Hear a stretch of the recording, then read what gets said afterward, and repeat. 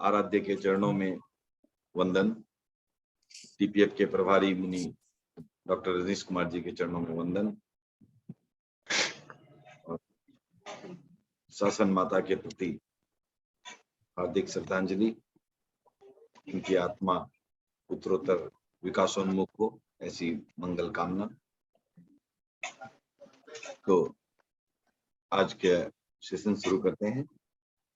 सभी से सादर जय जिनेंद्र। पिछली क्लास का कोई प्रश्न है तो पूछें।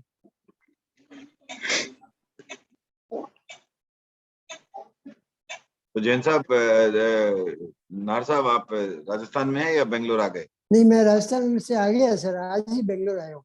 अच्छा, आज ही बेंगलोर आए? आज ही आया सर। आप दिल्ली में? हाँ, मैं दिल्ली में। अच्छा अच्छा अच्छा।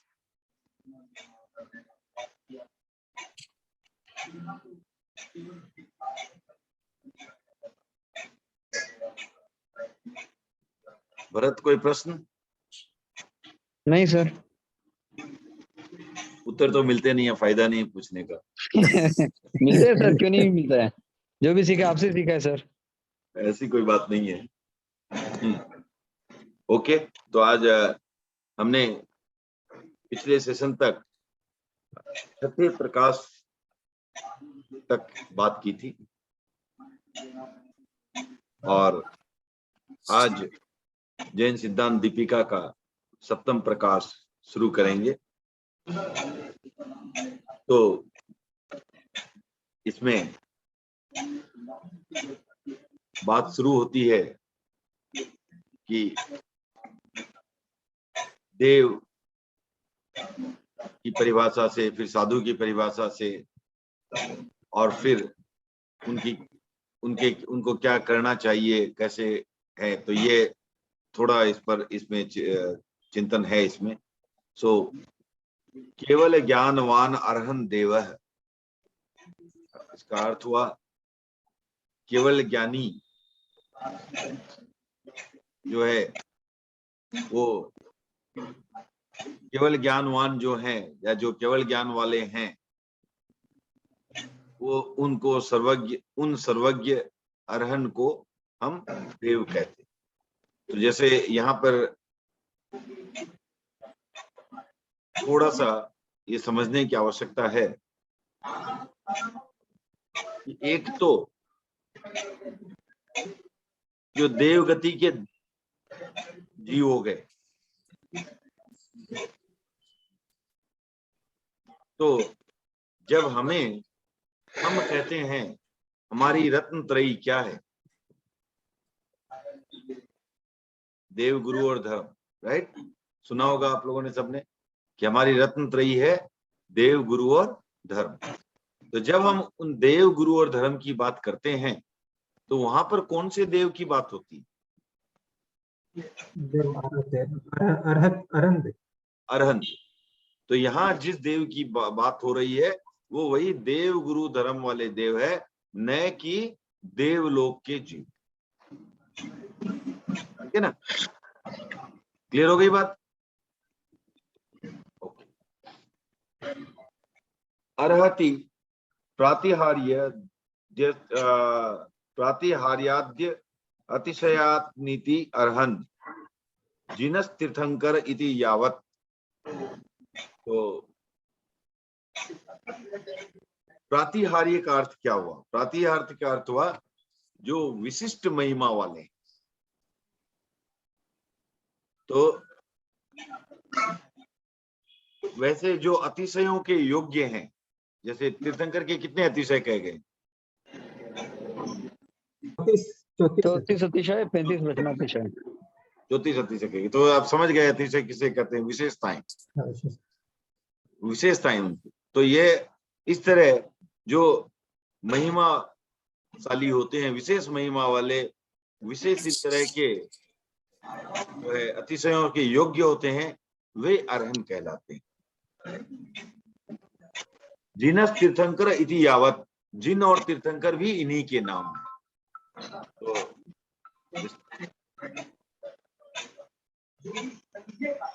तो फिर आते हैं महाव्रतधर साधु गुरु। तो जो महाव्रतधारी है वो साधु गुरु होते हैं।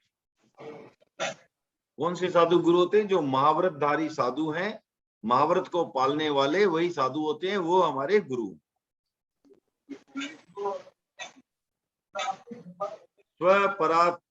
परात्महितम साधनोतिथि साधु।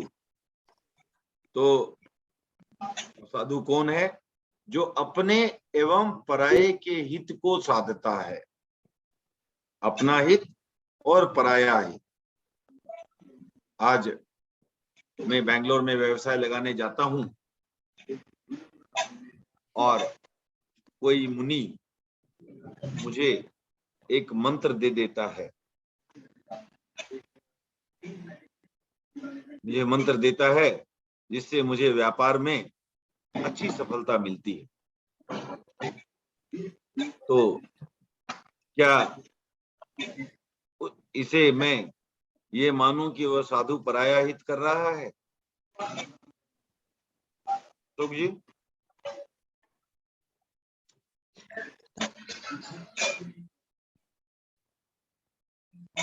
अशोक जी आप म्यूट हैं। क्या क्वेश्चन था सर? सॉरी। हाँ, प्रश्न था इसके पहले जो श्लोक हमने पढ़ा वो सुना आपने? नहीं, मैंने सुना सर। अच्छा, तो उसका वो श्लोक था स्व पर आत्महितम साधनोतिथि साधु। तो जो स्व अपने एवं पराये हित को साधता है या उसको सफल बनाता है या उसकी दिशा में कार्य करता है, उसे साधु कहते हैं। साधु किसे कहते हैं? जो अपना या दूसरे का कल्याण करता है, दूसरे को साधता है। अब मैं बेंगलोर में व्यवसाय करने आया और मुझे किसी साधु ने अच्छा सा मंत्र बता दिया जिससे मुझे व्यापार में अच्छी प्रगति हुई। अच्छा मंत्र बताया, अच्छी प्रगति हुई, अच्छा स्वास्थ्य लाभ हुआ और सब चीज अच्छी हुई। तो अब ये मेरा प्रश्न है कि मैं ये मानता हूं कि उस साधु ने पराये हित अर्थात मेरे हित को साधा। क्या ये सही है या गलत? सावध्य प्रवृत्ति हो तो नहीं, मैंने सावध्य निर्वध्य कुछ नहीं, मैंने तो आपको बता दिया। नहीं, कोई चीज हो सकती है, या तो सावध्य या निर्वध्य। तो ठीक निर्वध्य है, मैंने आपको बता दिया कि मैं तो व्यवसाय करता हूँ और मुझे व्यवसाय में तो पाप लगेगा सर। नहीं, पाप धर्म की बात नहीं है ना यहाँ। तो क्या उन्होंने पराया हित साधा या नहीं? नहीं, उन्होंने पराया हित उसमें नहीं साधा सर। खाली आध्यात्मिकता जितना हो वो उसमें हो सकता सर। हाँ, तो यहाँ ये सही उत्तर है। धनराज जी साहब कुछ ऐड करेंगे इसमें? नहीं, वही है कि भाई आप आध्यात्मिक रूप में उसको लें तो ही वो प्रायः हित होगा। उनको सांसारिक हितों से कोई लेना देना नहीं होता है। एकदम सही है। तो ये सिर्फ ये चर्चा हम इसीलिए कर रहे हैं कि हम इसमें क्लियर रहें। लौकिक हित हो सकता है सर। हाँ? लौकिक नहीं, तो लौकिक हित साधु नहीं करता है। ठीक है। वो जहां हम हित की बात करते हैं, हित किस दिशा में हो। हाँ, साधु के अगर नहीं, साधु छोड़ो, आप साधु द्वारा कहते हैं, हित किसे कहते हैं? से किसी ने हमारा हित किया, हित किसे कहेंगे? जो आत्मा का कल्याण करे। नहीं, पहले तो जो कल्याण करे, राइट? कल्याण करे वो हित है। जो हमारी मदद करे वो हित है। अब आप मान लो कि ऐसी सिचुएशन है कि आप किसी कारण से एक व्यक्ति से लड़ाई कर रहे और मैं उसमें आपको रिवॉल्वर दान देता हूं, तो आपकी उस लड़ाई में मदद हो गई। लेकिन क्या ये आपके हित में था? तो आपका हित कहाँ होगा? जहां आप अपने लक्ष्य की ओर बढ़ने में अगर मैं आपकी सहायता करता हूं तो वो आपका हित हुआ। आपका लक्ष्य क्या होना चाहिए? आप कौन है? आप कौन है? पवन जी, आप कौन है? आध्यात्मिक का क्या? आप एक आत्मा है, आत्मा, आत्मा। आध्यात्मिक या आत्मा। आप एक स्वतंत्र आत्मा है, ठीक है। ये आपका जो भी शरीर है पवन जी का, उसकी मदद करना, उस आत्मा की मदद हो कोई आवश्यक नहीं है। जरूरी। तो जो आप हैं, आप है कौन? आप आत्मा हैं। तो आत्मा का परम लक्ष्य क्या है? मोक्ष की प्राप्ति करना। इसका मतलब आत्मा का विकास करना। अगर आत्मा के विकास में कोई सहायता करता है तो वो आपका सही अर्थों में हित हुआ, अन्यथा आपका हित नहीं है। आप उसको, आपके मनोज्ञ हो सकता है, वो मन भी आप नहीं हो।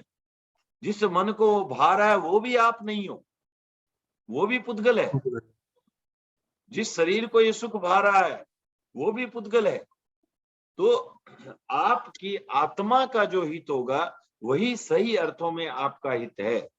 इसलिए नार साहब, जो लौकिक हित होता है वो सिर्फ आपके मन और शरीर तक ही पहुंचता है, आत्मा तक नहीं पहुंचता। Okay sir.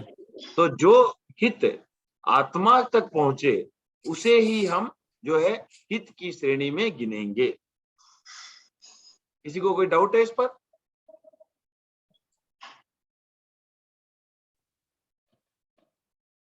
यह बात क्लियर है? क्लियर है।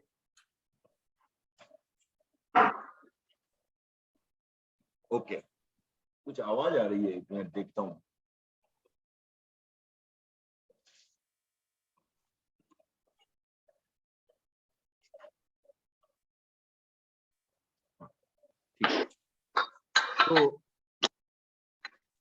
तो इसलिए साधु कौन होगा? तो जो मुझे व्यवसाय के लिए मंत्र सिखाया वो साधु है। उस दृष्टि से वो साधु। साधु वही जो मेरे आत्म कल्याण में, मेरे आध्यात्मिक जो जर्नी है, यात्रा है, उसमें जो हितैषी बने वो साधु। क्लियर हो गई बात? फिर आता है नेक्स्ट। हमने कह दिया महाव्रतों को पालने वाले साधु जो है वो गुरु होते हैं। महाव्रत एक इसमें शब्द आया तो अब उसकी चर्चा पे चलते हैं। सर्वथा हिंसा अनर्थ स्तेया ब्रह्म परिग्रहेभ्यो विरतिर महाव्रतम। इसमें पांचों के नाम आ गए। हिंसा, असत्य, चोरी, अब्रह्मचर्य और परिग्रह, ये पांच। इनको सर्वथा त्यागने का नाम महाव्रत। ठीक है। और इनको यथासंभव त्यागने को क्या कहेंगे? स्वावक। बट उस व्रत को क्या कहेंगे? अणुव्रत। हाँ? अणुव्रत। अणुव्रत कहेंगे। सही है। देश व्रत या अणुव्रत कहेंगे, महाव्रत तो नहीं कह सकते। आदेश व्रत। देश व्रत या अणुव्रत कहेंगे, महाव्रत नहीं कह सकते। महाव्रत क्या है? सर्वथा त्यागना। तो सर्वथेति सर्वथा त्यागने का अर्थ क्या है?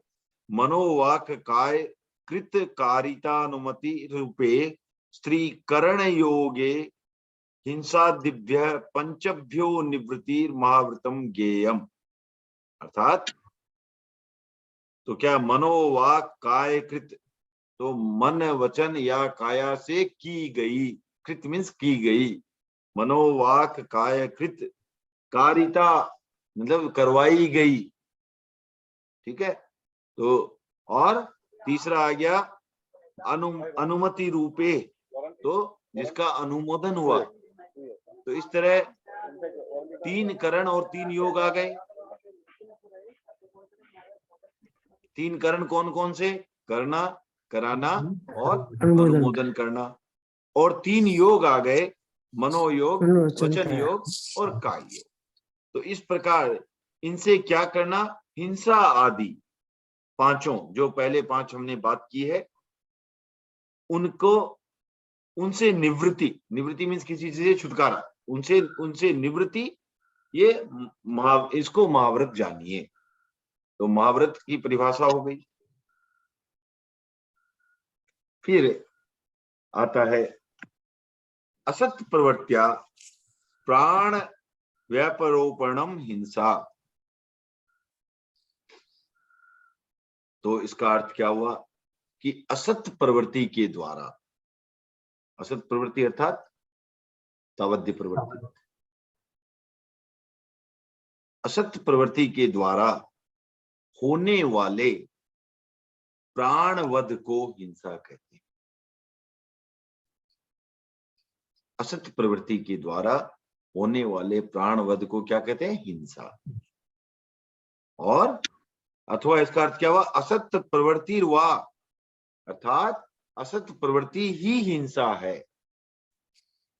जो भी असत प्रवृत्ति है, रिजल्ट का फर्क नहीं पड़ता है।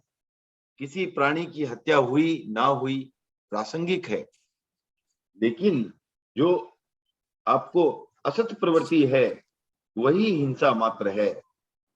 जहां असत प्रवृत्ति है वो हिंसा है। तो इसको यही ऐसा ही समझें। अब यहां तक आ जाता है कि असत प्रवृत्त्या प्राणानाम देश सर्वरूपेण व्यापरोपणम अतिपातनम असत प्रवृत्तिया हिंसा अभिधीयते। तो असत प्रवृत्ति के द्वारा प्राण का चाहे पूर्ण रूप से हरण हो या आंशिक भी चोट पहुंचाई जाए, वह हिंसा है, वो हिंसा कही जाती है। सत्प्रवृत्त्या तु प्रवर्तमानेन संयमिना संजातो अपि कश्चित् प्राणवधः स द्रव्योति हिंसापि भावतो अहिंसा एव स प्रवृत्तेर दूषित तत्वात्। तो इसका अर्थ हुआ कि सत्प्रवृत्ति करते हुए, अगर सत्प्रवृत्ति में जो संयमी है, सत्प्रवृत्ति में जो बढ़ता हुआ संयमी है, उसके द्वारा अगर कोई प्राणवध भी हो जाए तो वो द्रव्य हिंसा, व्यावहारिक रूप से हिंसा है। भाव हिंसा जो है वो वास्तविक हिंसा है, ये वास्तविक हिंसा नहीं। तो क्यों? अब प्रश्न उठता है, कैसे पता करें कि प्रवृत्ति क्या सत प्रवृत्ति है या असत प्रवृत्ति है? तो सत प्रवृत्ति क्या हुई और असत प्रवृत्ति क्या हो? अशोक जी, कैसे अंतर करें दोनों में?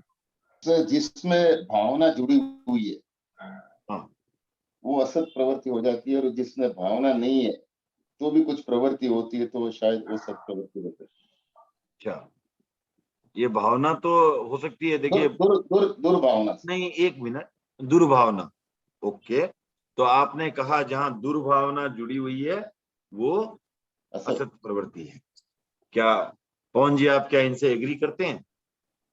पर जहाँ उन्होंने त्याग लिया हुआ है, व्रत लिया हुआ है, हिंसा में क्या हुआ, संयम लिया हुआ है, वो जो प्रवृत्ति है वो सत प्रवृत्ति होती है। नहीं, उसे जो संयम लिया हुआ है उसकी असत प्रवृत्ति नहीं हो सकती, आप कह रहे हो? हाँ, जैसे भाव नहीं था उनमें, उससे नहीं, आप उलझाए मत, मेरे प्रश्नों का सीधा जवाब दे।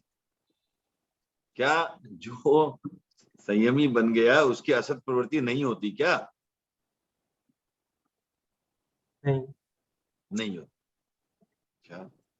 तो अब तो जागरूकता, हाँ,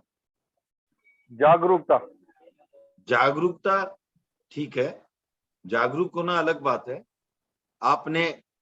आपने उपवास पचक लिया, कौन जी, आपने उपवास पचक लिया,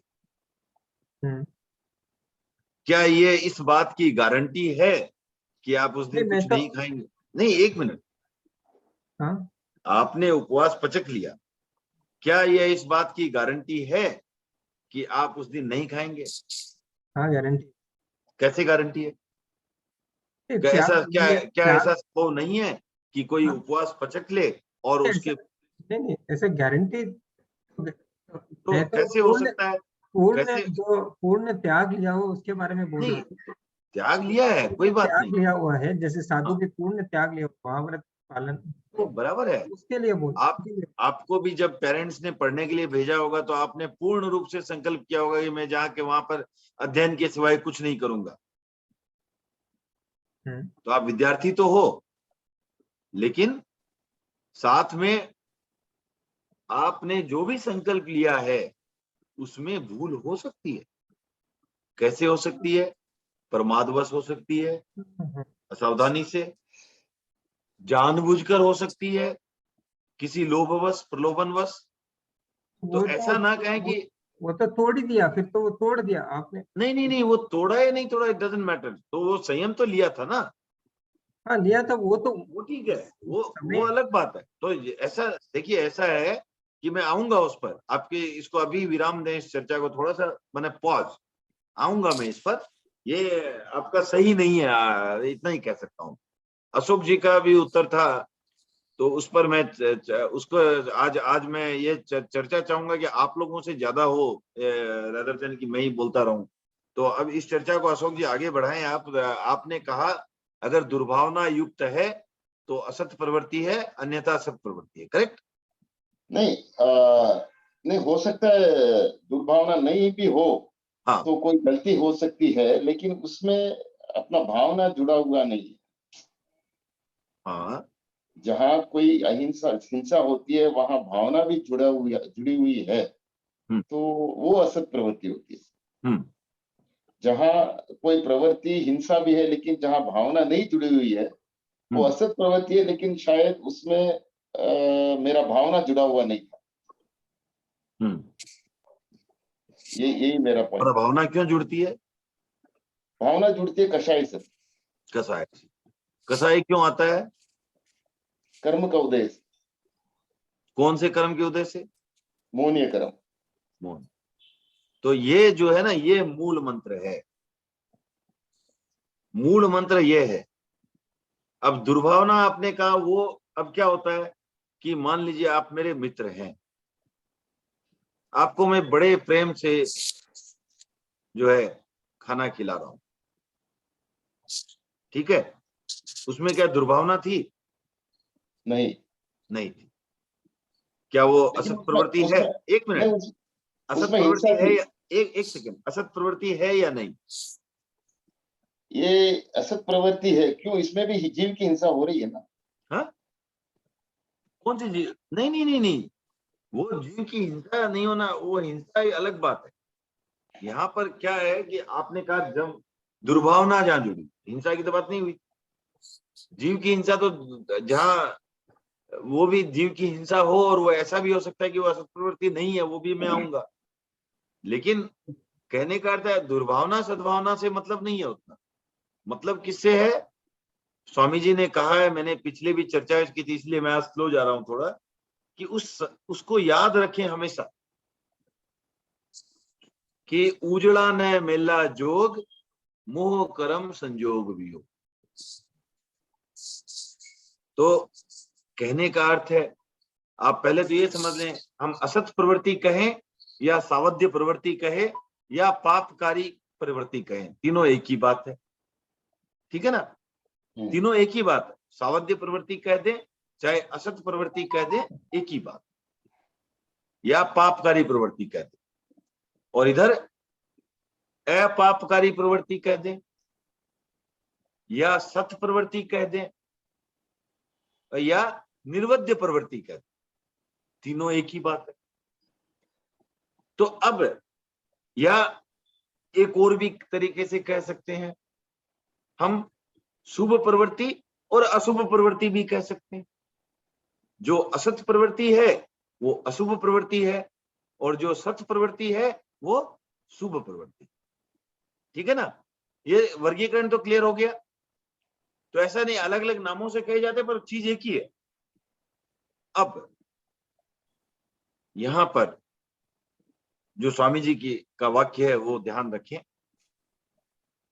उजड़ा न मेला जोग। उजड़ा जोग मीन्स शुभ योग, शुभ प्रवृत्ति। मेला जोग मीन्स अशुभ प्रवृत्ति। तो उजड़ा न मेला जोग, मोह कर्म संयोग वियोग।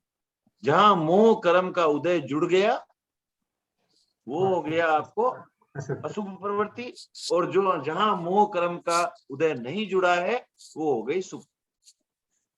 फर्क इतना सही। तो असत प्रवृत्ति कौन सी है? जो राग द्वेष युक्त हो। अब आप ये भी ध्यान रखें, द्वेष को पहचानना बहुत आसान है। द्वेष वाली बात को सब कह देंगे गलत है, राग वाली बात को गलत कहने में हिचकिचाते हैं लोग। आज द्वेष वाली कोई बात होती है, हम इजीली कह देते हैं कि ये गलत है। किसी ने किसी को थप्पड़ मारा, आप आराम से कह दोगे कि ये गलत। लेकिन अशोक जी ने मेरे को चाय पिलाई बड़े सम्मान के साथ, अब उसको गलत कहना और ये कहना अशोक जी आप पाप कर रहे हो। मोह के कारण पिलाए। नहीं, जो भी है वो समझ रहा हूं, बट इतना आसान नहीं है उसको ये क्लासिफाई करना कि ये गलत है। हम भावना लोक में हम जुड़े हुए हैं ज्यादा। हाँ वो ठीक है, आप रहो। मैं ये नहीं कह रहा कि आप अपने दायित्व आप मैं जब भी आपके ऑफिस आऊं पहुंच जी चाय जरूर पिलाना, मुझे प्रिय है, कोई दिक्कत नहीं है। लेकिन वो चाय मुझे प्रिय होना भी पाप का कारण है, और आप मुझे पिलाएंगे वो भी पाप का कारण है। फिर भी मैं ये नहीं कहता कि आप वो पाप मत करो, लेकिन ये समझना जरूरी है कि वो पाप था, वो धर्म नहीं है, वो निर्वध्य प्रवृत्ति तो नहीं है। तो इसलिए ये बहुत माने कठिन कार्य है कि एक द्वेष कलह उसको तो गलत ठहरा देना बहुत आसान है, लेकिन राग को ठहरा देना बहुत मुश्किल है। तो इसीलिए गुरुदेव की एक गीतिका है, अगर अशोक जी प्रिपेयर्ड हो तो वो गा सकते हैं, नहीं प्रिपेयर्ड हो तो नेक्स्ट टाइम याद करके आए जरूर इसको। रागरी रेंस पहचानो, ठीक है ना। तो उसमें उन्होंने संभवतया नेक्स्ट क्लास में हम लोग उसको ले भी सकते हैं, गीतिका का अर्थ भी। उन्होंने बताया है कि किस तरह राग जो है वो इतना अहितकर है, फिर भी उससे छुटकारा पाना, उसको पहचानना बहुत मुश्किल है। तो इसीलिए वीत राग कहते हैं, वीत द्वेष नहीं। धन्ना जी आप म्यूट हैं। भगवान ने भी गौशालक को बचाया था तेजोलेशिया से। हाँ, तभी भिक्षु स्वामी ने वो दोहा रचा था।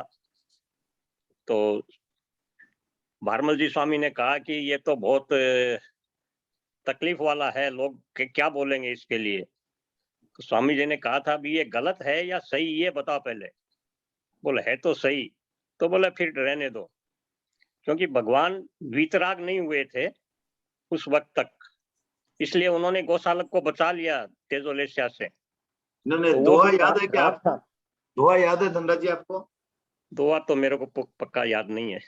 वो कुछ ऐसा था कि होती छहुई लेस्या आठों कर्म, तो इस तरह का था। उनके छहों लेस्या थी, आठों कर्म थे, और वो छदमस्त थे। तो उनको केवली मत जानो उस समय। तो उन्होंने, क्योंकि ये कंट्रोवर्सी भी हुई थी, क्योंकि काफी जो इतर समाज के लोग थे, इतर संप्रदाय के, उन्होंने कहा था कि भगवान को भी भिक्षु ने चूका बता दिया, भगवान को भी बता दिया कि भगवान ने भी भूल की है। तब उन्होंने ये कहा था कि मैंने भगवान ने भूल किए ये नहीं कहा था, वो तब भगवान नहीं थे, उनके छहों लेस्या थी और आठों कर्म थे, भगवान नहीं थे वो उस समय जब उनसे भूल हुई है। भगवान तो तब थे जब उनके सामने दो शिष्यों को जला दिया गौशालक ने, तब नहीं बचाया भगवान। तब भगवान ने नहीं बचाया, तब भगवान थे। ठीक है, तो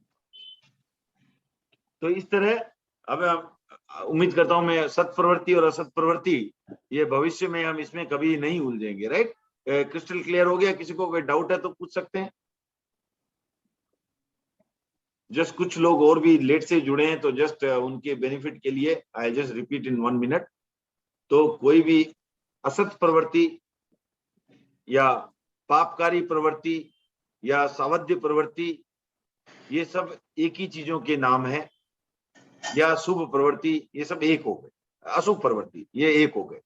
और शुभ प्रवृत्ति, निर्वध्य प्रवृत्ति, अपापकारी प्रवृत्ति और सत प्रवृत्ति, ये सब एक हो गई। तो कोई भी चीज में जहां पर मोह कर्म का उदय जुड़ गया वो हो गई असत प्रवृत्ति या अशुभ प्रवृत्ति, और जहां मोह कर्म का उदय नहीं जुड़ा हुआ है, साथ नहीं मिला है, तो मोह कर्म जो है वो एक तरह से वो क्या बोलते हैं उसको, विष घोलने वाला काम करती है कोई भी हमारी प्रवृत्ति में। और वो और योग जो होता है वो कर्म का उदय है या क्षय, या क्षय उपसमय, या क्या उपसमय क्षय, क्या उदय से उदय। हाँ? फिर नहीं दे रहा ठीक से, हाँ, सुनाई नहीं दिया ठीक से। उदय उदय उदय बताया था। कौन से कर्म का? हाँ सर, कौन से कर्म का? कर्म भरत,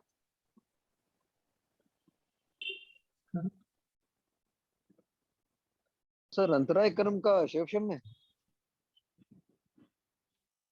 ओके, और वो हुआ कैसे? तो ठीक है, नाम नेक्स्ट नाम क्लास, कर्म का उदय। नाम कर्म का उदय। तो इसलिए जहां पुण्य का बंधन होता है वो किससे होता है? नाम कर्म के उदय से होता है। और जहां अशुभ का बंधन होता है वह किससे होता है? मोहनीय कर्म के उदय से। मोहनीय कर्म।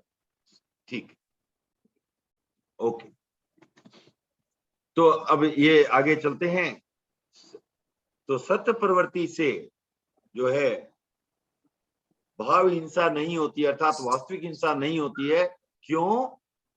उसका उत्तर आ गया इसी में। स्व प्रवृत्ति दूषित तत्वात्, तो ये जो है, ये प्रवृत्ति जो है राग द्वेष शून्य होती है, इसमें राग द्वेष जुड़ा हुआ नहीं है, तो इसलिए वो अशुभ प्रवृत्ति नहीं। तो तथा चागम, और आगम में भी जो है कहा गया है कि तत्तरणम जेते पम्मत संजया ते सुहम जोगम पडुच्च नो आयारंभा नो परारंभा अनारंभा, अशुभम जोगम पडुच्च आयारंभा भी नो अनारंभा। तो तीन शब्द आते हैं इसमें, आत्मारंभी, परारंभी और अनारंभी। तो जो कार्य स्वयं के लिए पापकारी प्रवृत्ति की गई वो हो गया आत्मारंभी, और जो आरंभ दूसरे के लिए क्या किया गया वो हो गया परारंभी, और जो आरंभ नहीं होता है, हिंसा से मुक्त है, वो हो गया अनारंभी। तो जो परमत संयत अर्थात छठे गुणस्थान वाले जो साधु हैं वो शुभ योग की अपेक्षा से, उनके शुभ योग भी हो सकता है, अशुभ योग भी हो सकता है, शुभ योग की अपेक्षा से वह न तो आत्मारंभी है न परारंभी है, परंतु क्या है? अनारंभी है। और तो भाई आवाज जो चालू। अशुभ योग की अपेक्षा से वे आत्मारंभी है, परारंभी है, किंतु अनारंभी नहीं। उनमें आरंभ है, हिंसा है, हिंसा से युक्त है, तो इसलिए वो अनारंभी नहीं है।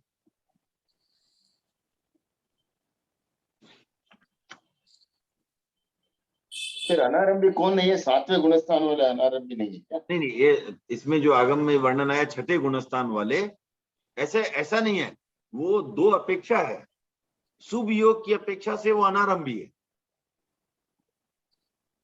वो शुभ योग भी होता है, उनके अशुभ योग भी होता है, ठीक है ना। अब मान लो एक साधु है, क्या उसे क्रोध नहीं आ सकता? आ सकता है। क्रोधवश आपको कुछ वचन भी बोल सकते हैं, वो बोल सकते हैं, बोल सकते हैं। बोल सकते हैं।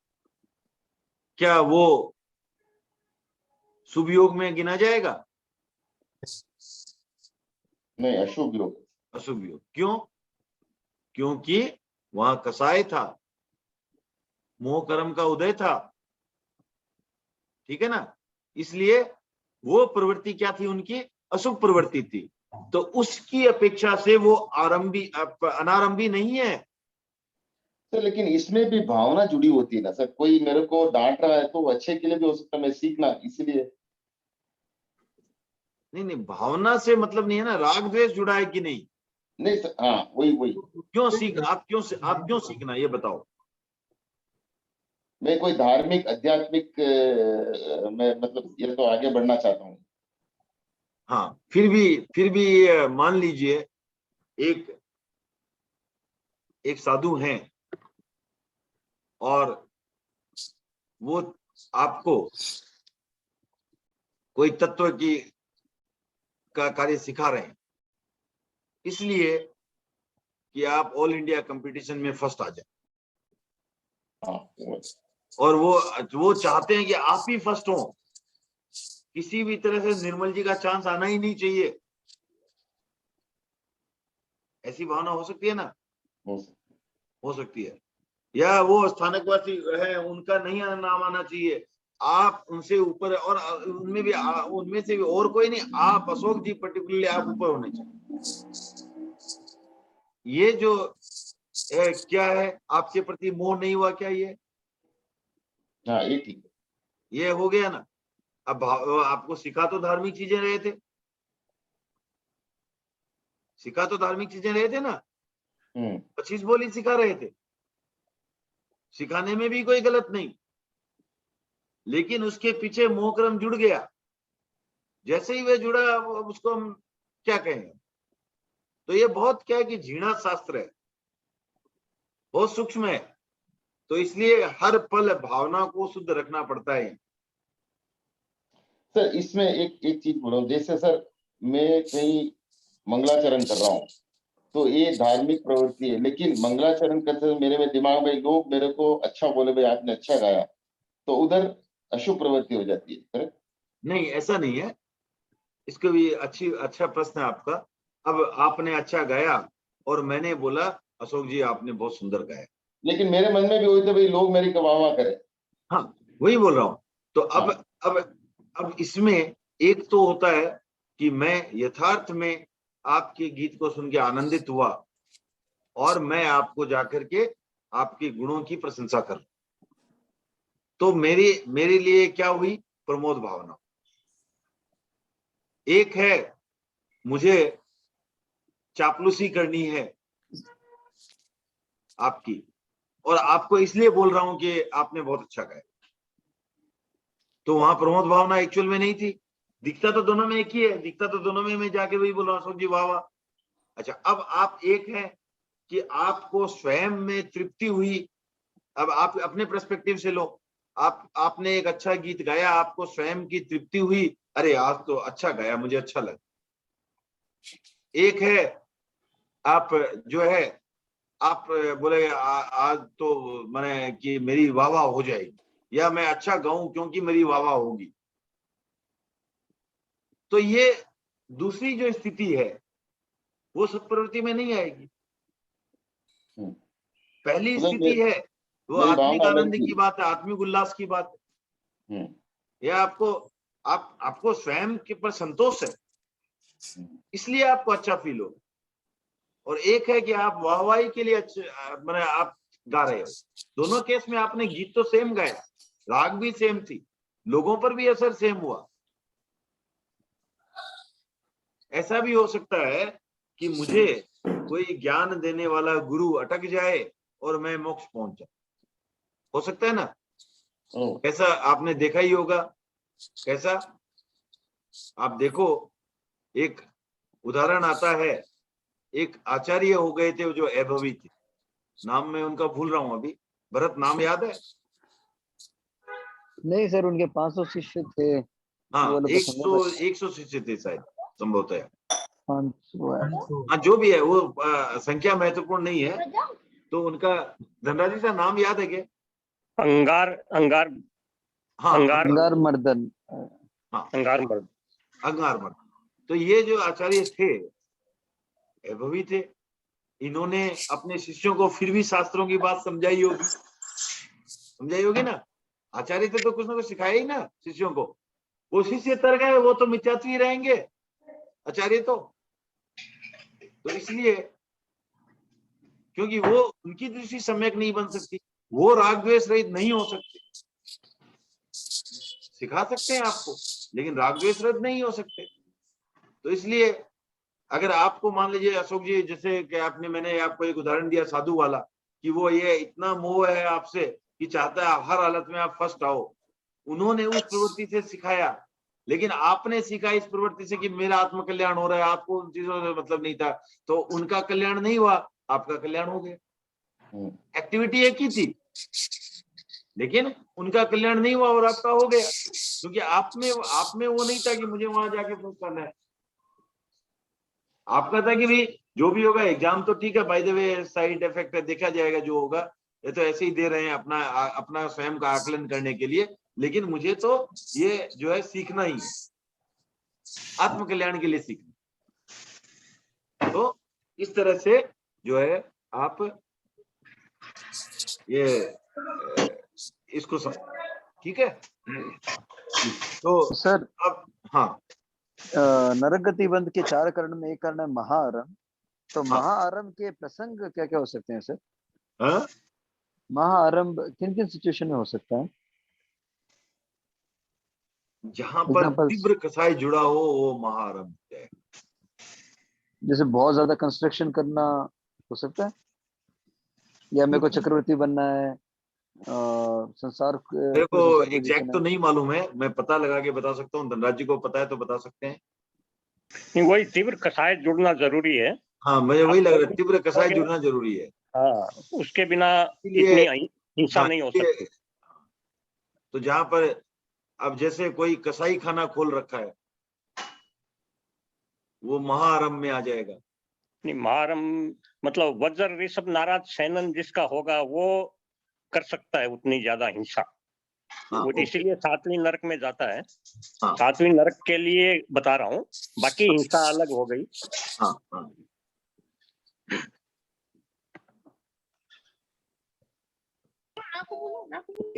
फिर आता है, आगे चलें। चर्चा हाँ, स्लो चल रही है या फास्ट नहीं है? ठीक चल रही है पेस? अच्छी है। ठीक है, मैं अगर स्लो लग रही है, क्योंकि आज मैं चाह रहा हूँ कि पार्टिसिपेशन बढ़े ताकि समझ में भी आए। ओके, तो राग द्वेष प्रमादमय व्यापारो असत प्रवृत्ति। तो यहाँ आ गया कि अब और क्लियर हो गई बात कि राग द्वेष एवं प्रमाद जहां जुड़ जाए, उन चेष्टाओं को असत प्रवृत्ति कहते हैं।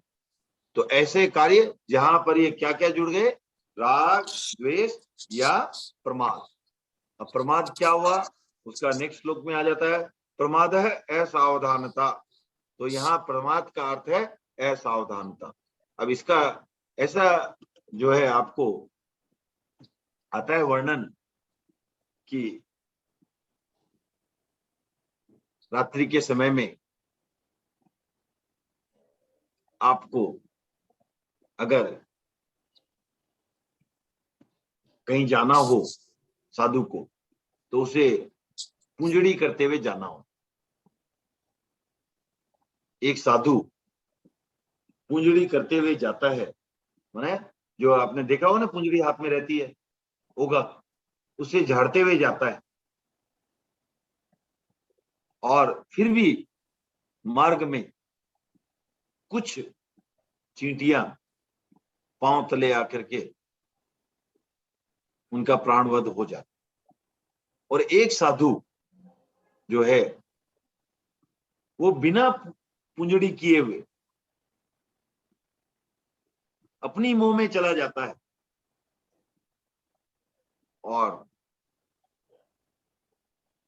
फिर लेकिन उसमें एक भी चींटी नहीं मरती, कोई भी नहीं। तो इस केस में आप दोनों प्रवृत्तियों में से कैसे तुलना करें? सर, जो प्रमाद किया उसको ज्यादा पाप लगेगा। ज्यादा नहीं, उसी को पाप, वही अशुभ प्रवृत्ति है। जो जहां राग द्वेष और प्रमाद जुड़ा हुआ हो, कसाई जुड़ा, बिना कसाई के जुड़ाव के वो होगा ही नहीं। तो राग द्वेष प्रमाद ये मोह कर्म के जो कारण है, असावधानी भी मोह कर्म के उदय से हो। तो ये जो मोह कर्म के उदय के जहां जुड़ गए, वहां वो है असत प्रवृत्ति। कहा जाता है कि साधु भी जब विहार कर रहे होते हैं तो उन्हें भूमि को निहारते हुए चलना पड़ता, सावधानी से।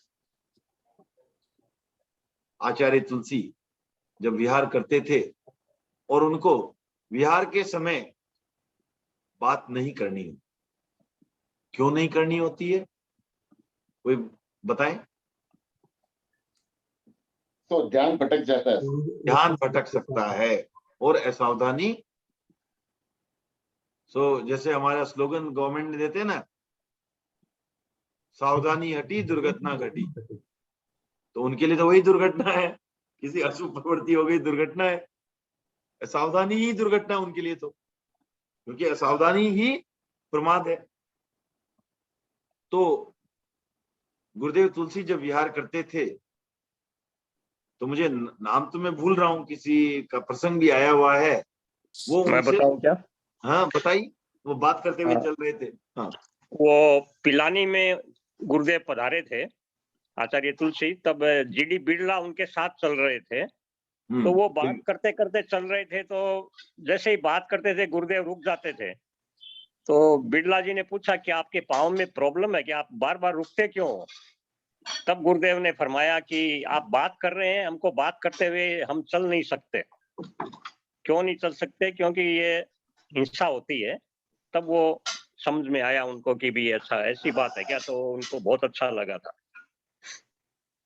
तो ये गुरुदेव तुलसी का संदर्भ था, जहां पर इतनी जागरूकता थी अपने व्रतों के प्रति कि उन्होंने वो, जब वो बात आप बोल रहे हो कोई बात नहीं है, लेकिन जब उनको कोई भी जवाब देना होता था तो वो रुक जाते, वो खड़े हो जाते थे, खड़े होके जवाब देते। तो ये जो है इतनी, जहां व्रतों के प्रति इतना गहरा संकल्प हो, तभी वहां पर अच्छी तरह से संयम बन। असत भावोद्भावन मनतम, तो असत भावों को किस रूप में? जो अविद्यमान माने जो नहीं है, असत मतलब, सत्य मतलब क्या होता है? रियलिटी, रियलिटी को ही सत्य बोल। सत्य माने जो है, जिसका अस्तित्व है वो सत्य, जो नहीं है, फेक है, रियल नहीं है, अनरियल है, वो हो गया असत। ठीक है ना? तो असत भावों को माने जो रियल भाव नहीं है, फेक हो गया, अनट्रूथ हो गया।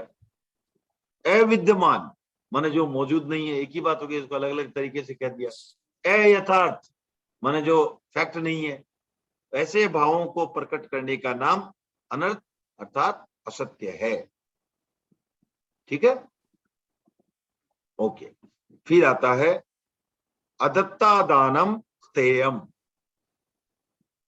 जो अदत्ता दान है, तो वह वैसी वस्तु को, अदत्ता दान जो है वो चोरी है। अब अदत्ता दान का क्या अर्थ हुआ, तो इसको पहले हम संधि विच्छेद कर लेते हैं। तो इसमें तीसरा वर्ड क्या आया? दान।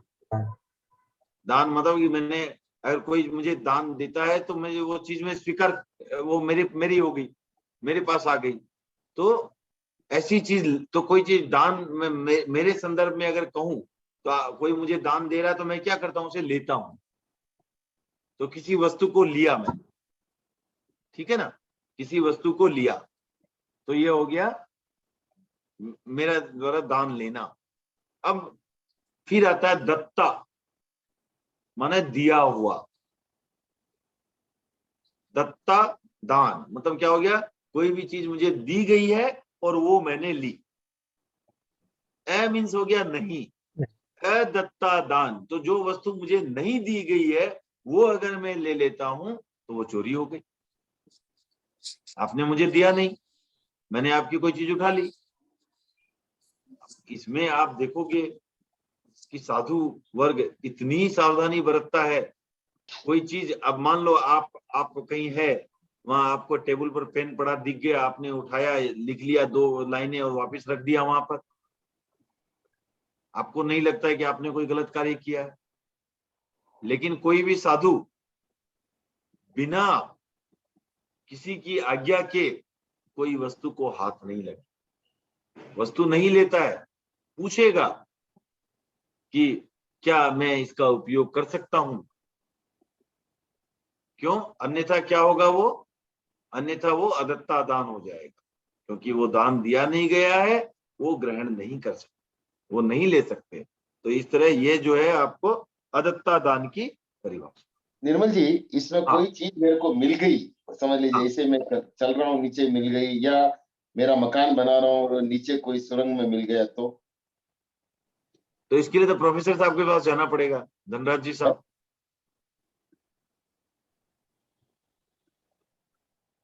म्यूट है सर, म्यूट है आप, ऐसा म्यूट है धनराज जी साहब।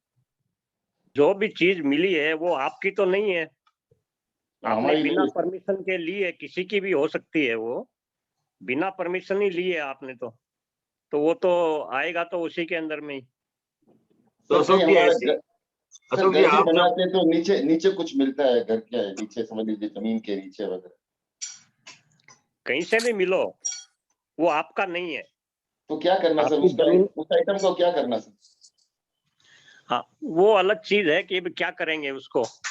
पहले तो ये ऐसा होता था कि भी पुलिस में दे दिया, उसको दे दिया, भी किसकी चीज है उसको वापस कर दो। बाकी देवता लोग जिसकी चीज नहीं होती थी वहां से निकाल करके, जमीन में खूब दबा हुआ रहता है तो वो जो तीर्थंकर दान करते हैं उनको वो लाके देते हैं। तो वैसा ही जैसे आपको रास्ते में कहीं पड़ा हुआ नोट मिल गया तो आप तो उठाओगे ही भी, कोई भी उठाएगा उसको। हालांकि वो गलत है, अपनी चीज नहीं है, वो नहीं उठा सकते, लेकिन कोई भी उठाएगा, आप नहीं उठाएंगे, कोई दूसरा उठा के ले जाएगा, तो आप सोचेंगे कि भाई यार मैं ही ले लेता तो अच्छा था। तो वो एक चिंतन अलग है, लेकिन है गलत, वो अपनी चीज नहीं है, वो नहीं उठा सकते।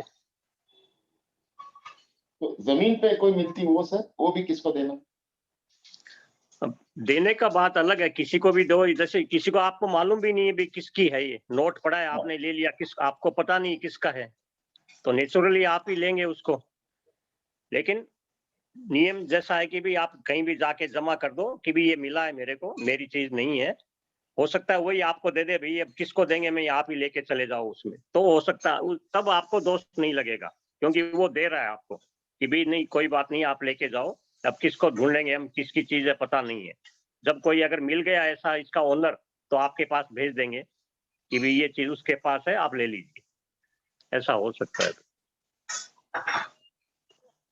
थैंक यू धनराज साहब। तो क्लियर है ये बात अशोक जी? हाँ। तो कहने का अर्थ है कि आपकी जो लौकिक समस्याएं हैं उसका समाधान हमारे पास नहीं है, लेकिन आप क्या करेंगे वो आपका निर्णय है। लेकिन जिस चीज के आप स्वामी नहीं हो वो चीज आपका लेना अदत्ता दान है। अगर आप स्वामी हो, ऐसा नहीं, निर्मल जी, अगर स्वामी हो तब भी खुश मत हो, अगली बात में वो भी आ जाएंगे। अगर निर्मल स्वामी जी, हो तो मूर्छा है, अन्यथा अदत्ता दान है। निर्मल जी, इसमें और एक पॉइंट है, समझ है ना? लीजिए मैं आपसे फीस लेता हूँ, मेरी फीस 10,000 ही है, हाँ, लेकिन मैं आपसे 20,000 लेता हूँ, तो वो लोभ में आ गया। नहीं, लोग नहीं, चोरी होती है क्या? चोरी तो नहीं है। चोरी नहीं है, नहीं, जहाँ 10,000 है नहीं, उससे आपको आपने मेरी पॉकेट से छीन के लिया क्या, या मेरे बिना जानकारी के तो नहीं लिया आपने? सर, आपने आपको बिना जानकारी लिया, मेरे जानकारी है, नहीं, नहीं, 10,000 इसकी वैल्यू है, मैं आपसे 20,000 ले रहा हूँ। नहीं, वो ठीक है, वो ऐसा आपने 20,000 बोल के लिया है ना। हाँ, 10,000 बोल के 20,000 नहीं लिया। हाँ, वो नहीं लिया। अदत्ता दान में नहीं आएगा। पर आप वही बोल रहा हो ना, अदत्ता दान के सिवाय भी और भी पाप है दुनिया में। नहीं, अगर सर वो मानते हैं कि उसकी वैल्यू 20,000 है तो फिर क्या है सर?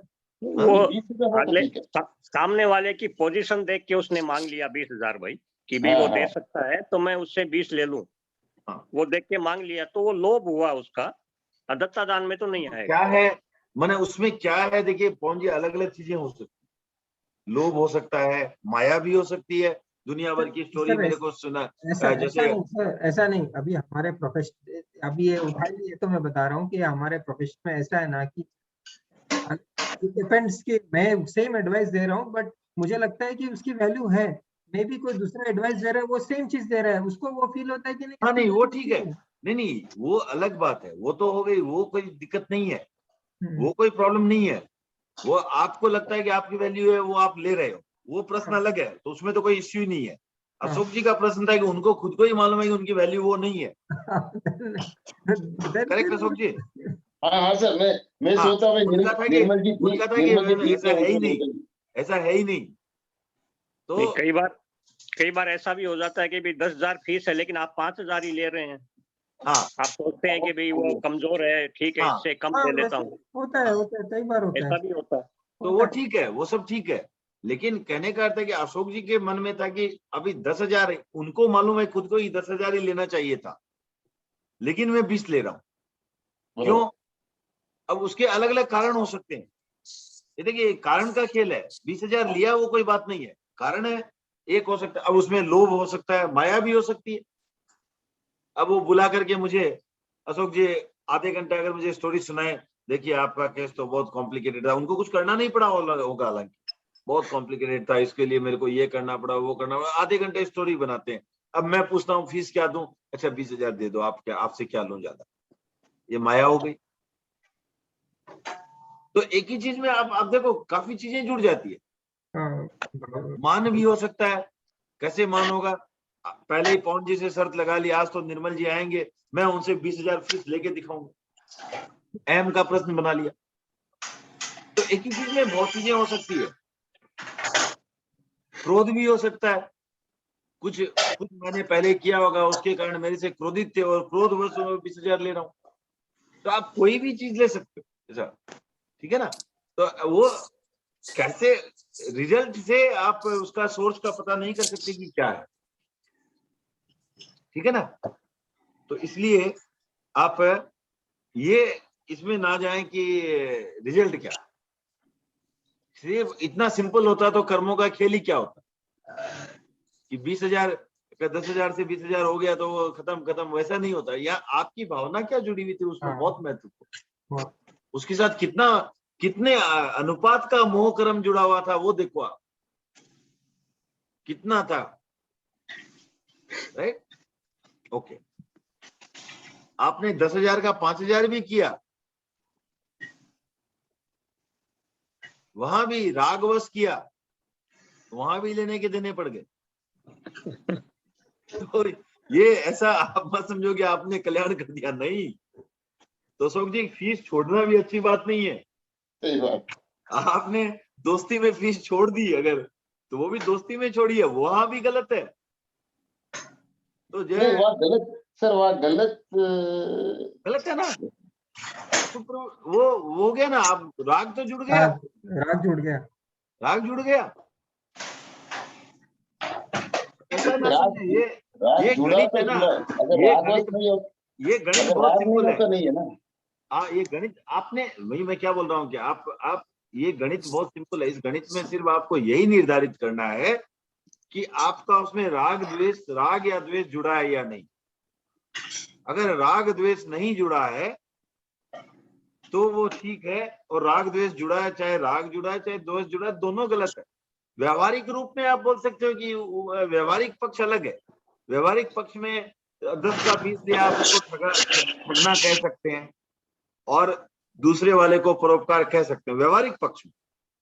लेकिन आध्यात्मिक पक्ष में नहीं। आध्यात्मिक पक्ष में जहां राग या द्वेष दोनों जुड़ गया, दोनों में से कोई भी जुड़ गया, वो जो आत्मिक रूप से अनिष्ट ही है, आत्मा के रूप से वो अनिष्ट का कारण है, ठीक है ना?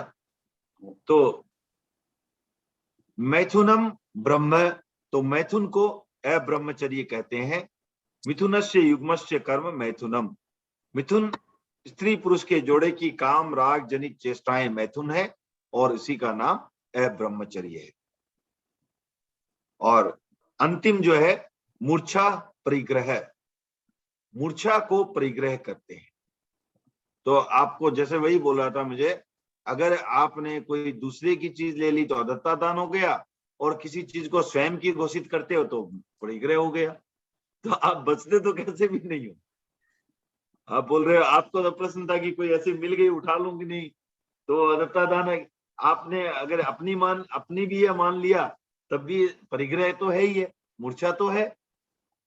तो मूर्छा ममत्वम, मूर्छा क्या है? ये वस्तु मेरी है, ऐसी भावना को ही शैव परिग्रह, इसी भावना को ममत्व कहते हैं, और यही परिग्रह है, इसी का नाम मूर्छा है।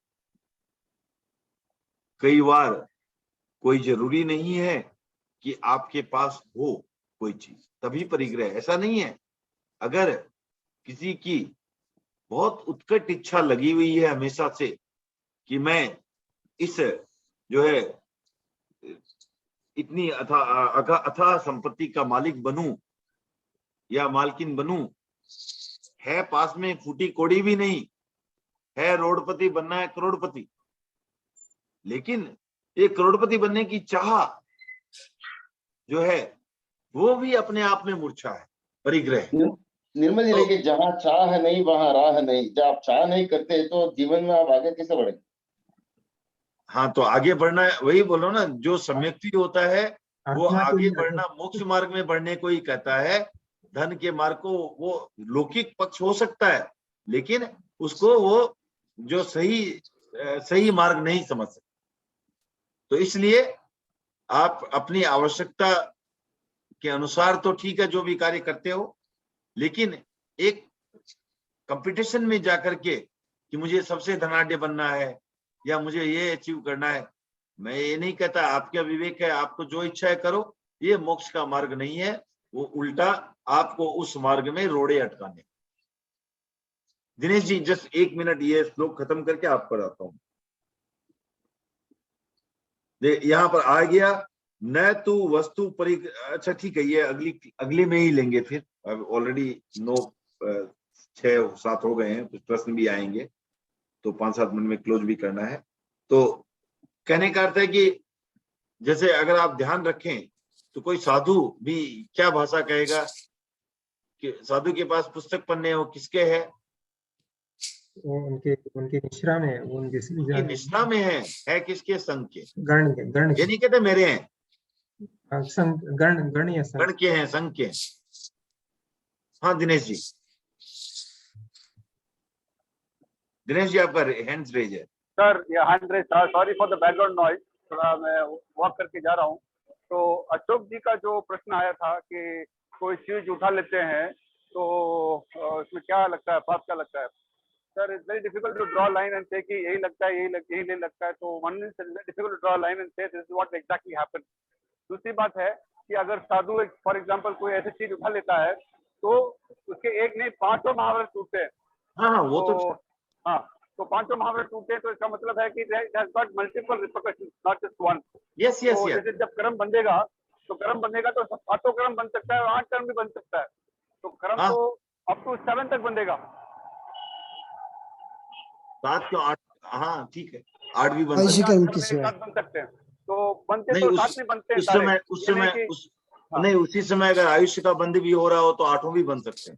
8 भी बन सकते हैं। तो इसलिए आप यू हैव टू अंडरस्टैंड कि this is not just one dimensional thing, it is a multiple dimensional thing and very difficult to draw a line कि इससे यही होता है। नहीं, बट दिनेश जी इनका जो था मोटे तौर पर क्या है महाव्रत, वो तो जहां पर मोह कर्म का संयोग जुड़ गया, अशुभ प्रवृत्ति हो गई तो सारे कर्म लग जाएंगे, वो तो है। हाँ। लेकिन उनका मेन प्रश्न था कि महाव्रत मुख्य रूप में कौन सा हुआ, तो मुख्य रूप में वो अदत्ता दान की परिभाषा में आ जाए। अब उसके साथ साथ बाकी तो रिलेटेड है, एक महाव्रत जाता है तो एके छूटे सब छूटे, एके साधे सब सदे, तो ये बात है उसमें। तो एक छूट गया तो बाकी बचेंगे नहीं, ये तो सही है। हाँ। तो लेकिन इसकी डीपर चर्चा में आज नहीं जाएंगे दिनेश जी, बट ये हाँ आपका वाक्य सही है, वाक्य सही है। और किसी को कोई प्रश्न? सर एक जस्ट प्रश्न नहीं, ऐसे थोड़ा जानकारी के लिए, साधु को अपन कितने प्रकार के दान दे सकते हैं? एक बार मैंने सुना था 14 प्रकार के दान, तो कुछ उसमें कुछ तो ध्यान वो हम जैसे असन पान खान वो रहते हैं, कुछ आटा और ऐसे ऐसे कुछ कंप्लीट मुझे याद नहीं आ रहा है, ऐसे कुछ क्या होते हैं, और जैसे 14 में और क्या क्या आते हैं वो ध्यान नहीं आ रहा है।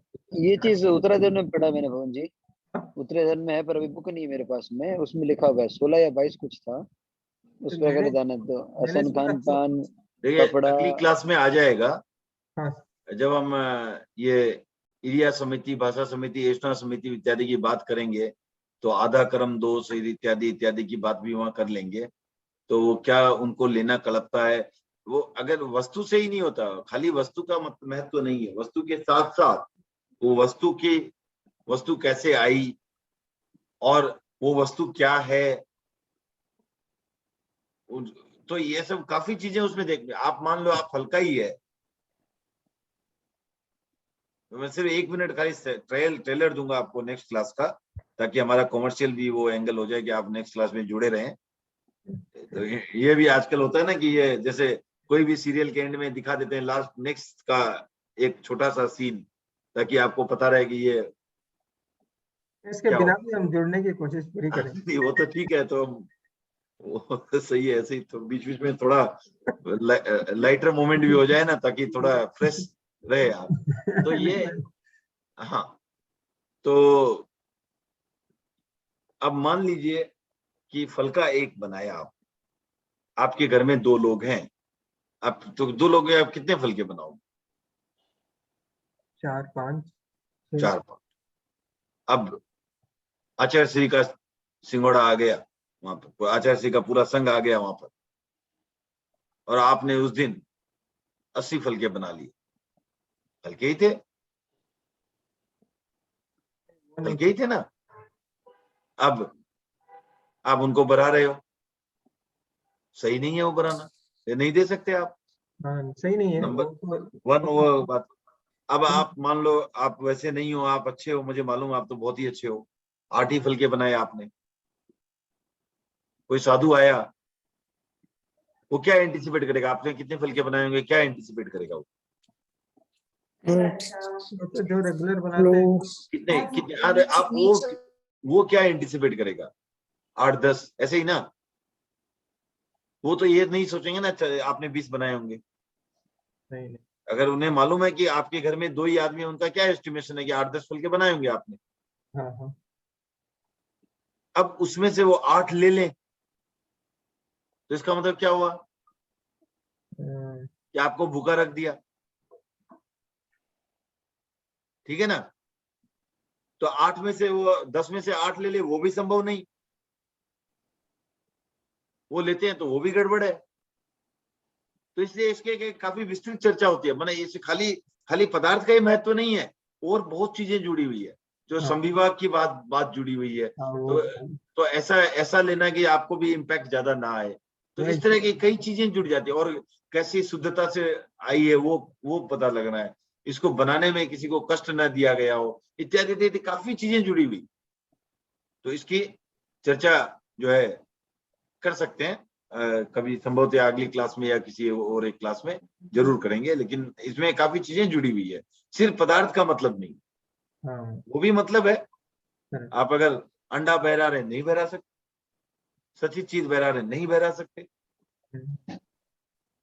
तो चीजों का अलग अलग महत्व। अब हर चीजें मान लीजिए आज किसी ने अंडा है उसकी ऑमलेट बना दी, अब तो वो सचित नहीं है, फिर भी वो ग्रहण करने योग्य नहीं है। तो इसमें काफी चीजें आ जाएगी, ठीक है ना। तो इसकी चर्चा होगी विस्तृत, माने ये 2-5 मिनट में आंसर होने वाली चीज नहीं है, 16 को लिस्ट भी नहीं किया जा सकता। और किसी को कोई प्रश्न?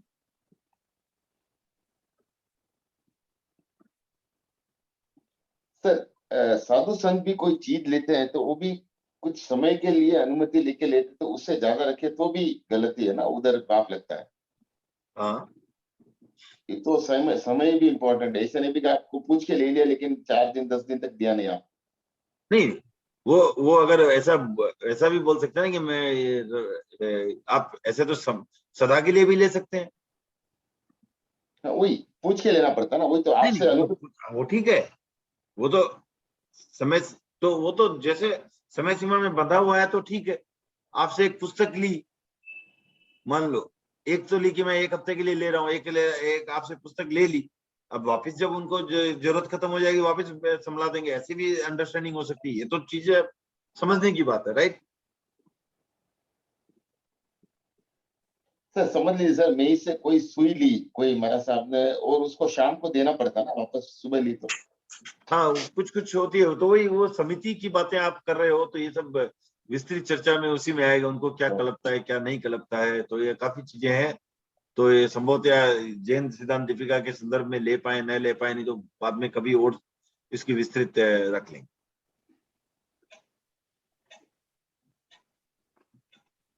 तो आज कई बार लापरवाही हो जाती है, कई बार साधुओं से भी।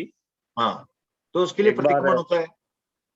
एक बार मेरे से 2 पुस्तक लेके गए थे विजयनगर सभा भवन में, कोई भी साधु थे, और वो चातुर्मास खत्म होने के बाद चले गए, मुझे वापस दी नहीं वो दोनों पुस्तकें। उनका फिर चेन्नई चातुर्मास था, वहां पे उन्होंने किसी को दी कि भाई ये धनराज को दे देना ये पुस्तक। उसमें से एक पुस्तक तो उस आदमी ने ला के मेरे को दे दी, एक पुस्तक पता नहीं कहाँ गई वो। तो ऐसा भी हो जाता है क्या क्या मालूम नहीं पड़ता है उसमें। अब कई बार क्या प्रैक्टिकली भी हो जाता है, मान लो आप, अब ऐसा भी हो सकता है कि भाई चातुर्मास के दौरान वापस धनराज जी का उनका दर्शन करने का नहीं बैठा, जब उनको देनी थी तब उनको किसी को बुलानी पड़ती है कि भाई उनको दे देना। अब ऐसी भी स्थितियां हो जाती है, तो इसमें काफी है। लेकिन कहने का अर्थ है कि आप द्रव्य पे न जाके भाव पे जाओ कि भावना क्या थी, भावना में प्रमाद था। नहीं निर्मल जी, अगर भावना के पास आप जाएंगे तो सीधे आपके घर आया कोई एक आइटम ले ली, मेरे भावना है वापस देने के लिए देता नहीं हूँ मैं। नहीं देते क्यों नहीं हो? नहीं दिया, बस दूंगा, मैं दूंगा। नहीं क्यों नहीं देते? वो भावना भी महत्वपूर्ण है, इसलिए मैं बोल रहा हूँ। एक है कि चलो क्या निर्मल जी को याद नहीं रहेगा, चलो अपने यूज करते रहो, मिसयूज करना है, वो भावना एक अलग हो गई। एक आप भूल गए, वो अलग हो गई। सब अलग अलग चीजों का अलग अलग है।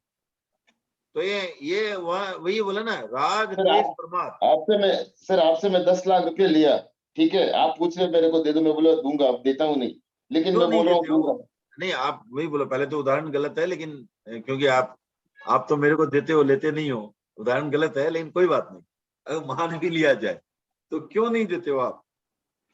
अब देखो भाई, इतने लोग यहाँ है, सब अशोक जी ने कहा है मेरे से 10 लाख लिए हैं, आप लोग सब गवाह हो। हाँ, अब देते क्यों नहीं आप बताओ? अब नहीं दूंगा, आराम में प्रमादवश में दूंगा, जब दूंगा दे दूंगा। प्रमाद है तो भी पाप का कारण है, और क्यों नहीं? मेरे मन में देना, लेकिन दे नहीं रहा हूँ आपको। हाँ, मेरे मन है कि देना आपको, नहीं, लेकिन क्यों नहीं दे रहे हो? वही बोल रहा हूँ। आप उसको एनालाइज करो। आप लोभवश नहीं दे रहे हो, पाप है। प्रमादवश नहीं, एक मिनट, आप वो उसमें आप मटेरियल को हटा दो। आप क्यों नहीं दे रहे हो यह सोचो। आप लोभवश नहीं दे रहे हो, पाप है। प्रमादवश नहीं दे रहे हो, पाप है। मायावश नहीं दे रहे हो, पाप है। मानवश नहीं दे रहे हो कि मेरे से निकाल के दिखा ले, तो पाप है। क्रोधवश नहीं दे रहे हो, क्या कर ले सी मेरो, तो पाप है। आप कैसे, आप क्यों नहीं दे रहे हो? आपको सोचना है। नहीं, मैं दूंगा, जल्दी नहीं दूंगा, बाद में दूंगा, सिंपल। नहीं, लेकिन अब मैं डिले से क्यों दे रहा हूं? क्योंकि इसमें से इंटरेस्ट जो कमाई हो रही है वो मैं रख लूंगा, चोरी है। आपके लिए अब बेस्ट वही है कि मेरे को इंटरेस्ट 12% आ रहा है, आपको मैं 6% दूंगा, तो कंटिन्यू रखता हूँ। नहीं, तो आप मेरे को ठग रहे हो, माया हो गई। सोल्यूशन एक ही है। आपसे नहीं ले सकते क्या पैसा? सोल्यूशन एक ही है, मैं अकाउंट नंबर भेजता हूँ, आप 10 लाख एनईएफटी कर दो अभी। सब जगह पाप बता रहे, पैसा रखना ही पाप है ना सर। हाँ, वो ठीक है, वो अलग है, वो भी पाप है, लेकिन इस तरह से लेना ये एक्स्ट्रा पाप है। हर चीज एक कैटेगरी में नहीं आती, तो इसलिए मैं पूछा भावना में जाओ। क्यों? अगर सिर्फ असावधानी, सिर्फ भूले हैं, वो ठीक है, उसमें भी पाप है, लेकिन यही अगर माया और लोभ और ये जुड़ गया तो और ज्यादा पाप है। तो आज इस चर्चा का कोई अंत नहीं है, तो इसलिए आज को यही विराम देते हैं। सबका जुड़ने के लिए बहुत बहुत आभार, धन्यवाद।